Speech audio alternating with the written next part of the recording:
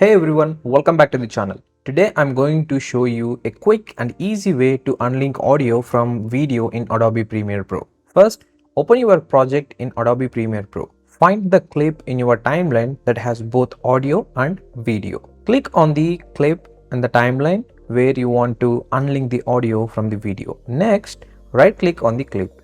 In the menu that pops up, choose Unlink. Now you will see the audio and video are separate. You can click and move them around independently. If you want to link them back together, just select both audio and video clips by holding Shift, right click and choose Link. And that's it. Unlinking audio from video in Premiere Pro is that simple. Before we finish, here are a couple of tips. Number one, make sure the audio stays in sync with the video when you are working with them separately. Number two, you can use keyboard shortcuts to unlink and link clips faster. In Premiere Pro, you can use Ctrl plus L on Windows and Command plus L on Mac. If you found this video helpful, please give it a thumbs up and let us know in the comments what you'd like to learn next. Don't forget to subscribe and stay tuned for more great content. Thanks for watching and see you in the next video.